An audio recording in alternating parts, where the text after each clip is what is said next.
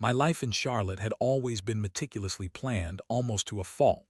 At 44, I was a lead architect at a reputable firm, a position I'd worked tirelessly to achieve.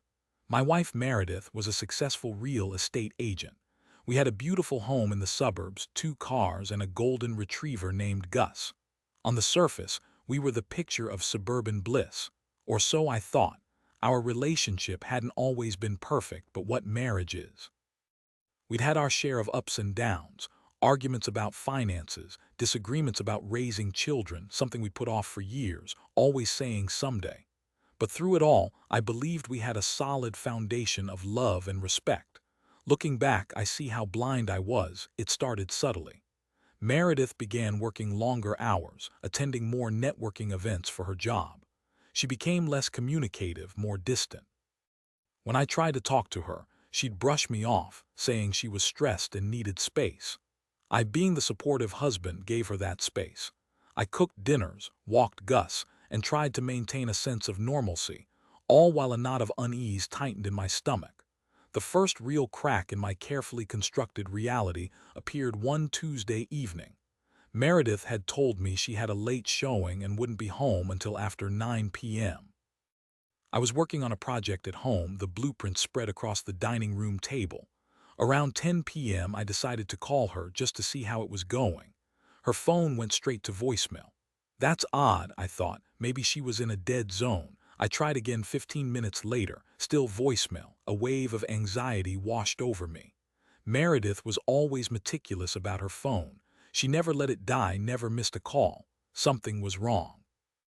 I tried to push the feeling aside, telling myself she was probably just busy and would call me back soon. But the seed of doubt had been planted. Around 11 p.m., I couldn't shake the feeling that something was terribly wrong.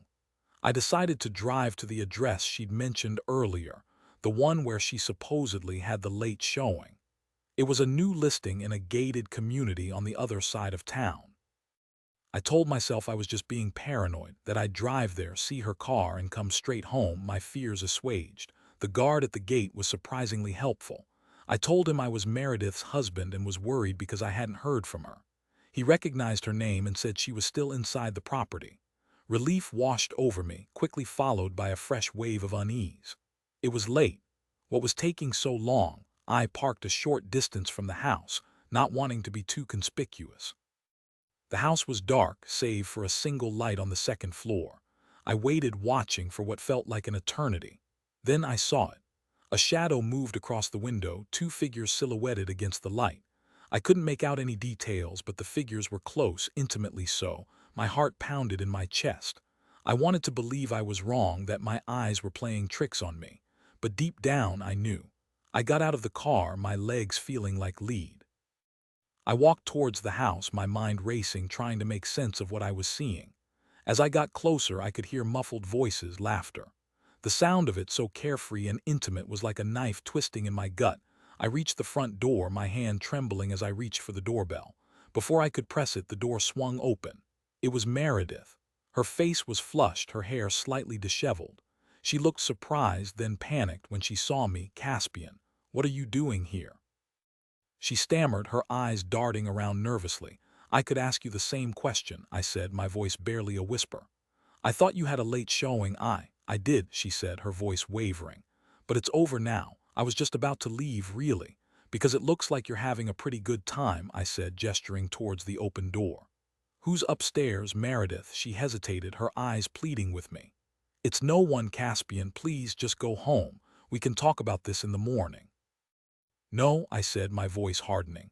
"I want to know who's upstairs." I pushed past her, my anger rising with each step. I took the stairs 2 at a time, my heart pounding in my ears. As I reached the top, I saw him.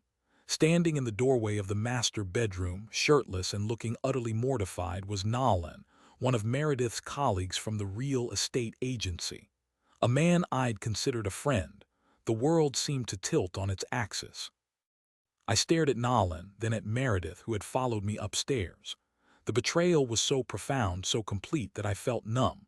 All the doubts, all the anxieties, all the subtle signs I'd ignored suddenly coalesced into a single, devastating truth. My wife was having an affair, and with someone I knew. "Caspian, it's not what you think," Meredith said, her voice trembling. But it was exactly what I thought, and we both knew it. "Get out, Nolan," I said, my voice dangerously low.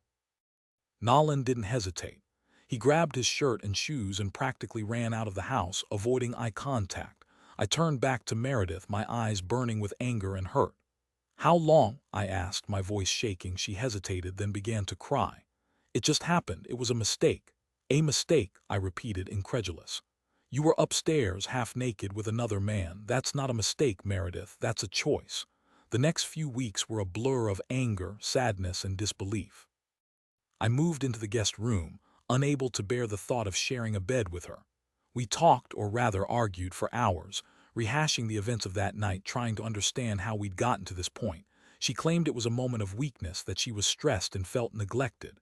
She blamed my long hours at work, my lack of attention, but I wasn't buying it. I had always supported her, always tried to be a good husband. The truth was, she was selfish and craved excitement.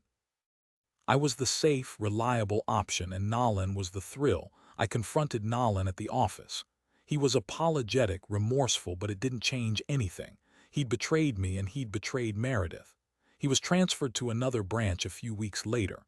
The decision to end our marriage was inevitable. The trust was gone, shattered beyond repair. We started divorce proceedings, dividing our assets, selling the house. It was a painful, drawn-out process, filled with lawyers and paperwork and endless negotiations.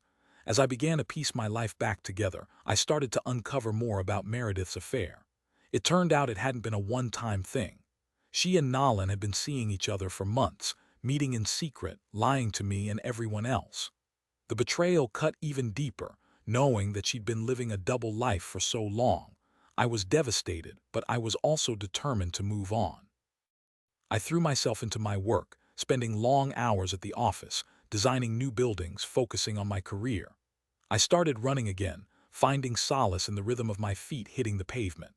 I reconnected with old friends, people I'd lost touch with during my marriage. One evening, I was at a local bar with some friends when I saw her.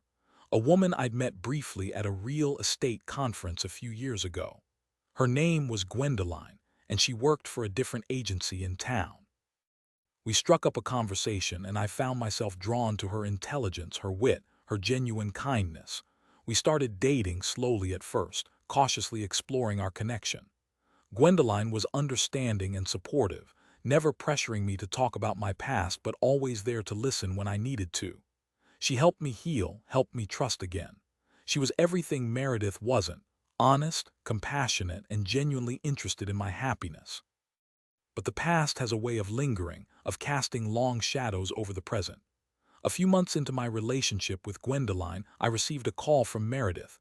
"Caspian, I need your help," she said, her voice weak and strained. I hesitated. I didn't want to get involved, didn't want to reopen old wounds. But something in her voice told me this was serious. "What's wrong, Meredith?" I asked, my voice guarded. She told me she'd been diagnosed with breast cancer. It was aggressive, and she needed treatment. But her insurance wouldn't cover all the costs, and she was struggling to make ends meet. I was shocked. Despite everything, I didn't want her to suffer. We'd shared so much, built a life together. I couldn't just turn my back on her, even after what she'd done. I talked to Gwendaline about it, explaining the situation. She was understanding, supportive, as always. She encouraged me to help Meredith, to do what was right. I agreed to help Meredith with her medical bills, providing her with the financial support she needed. It wasn't easy, and it brought back a lot of painful memories. But I knew it was the right thing to do. Meredith went through chemotherapy, radiation, and surgery.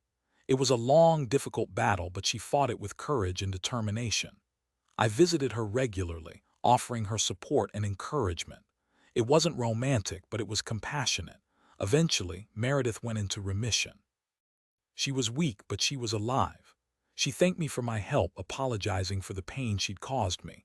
I told her I forgave her, not for her sake, but for my own. I needed to let go of the anger and resentment to move on with my life. I remarried Gwendaline a year later. It was a small, intimate ceremony, surrounded by close friends and family. I was happier than I'd ever been.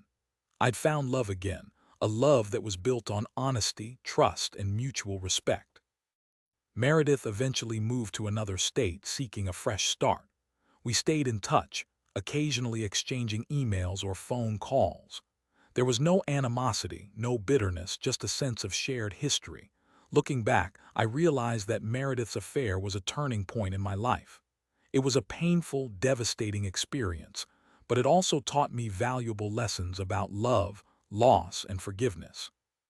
It forced me to confront my own vulnerabilities, to reevaluate my priorities, and to ultimately find happiness again.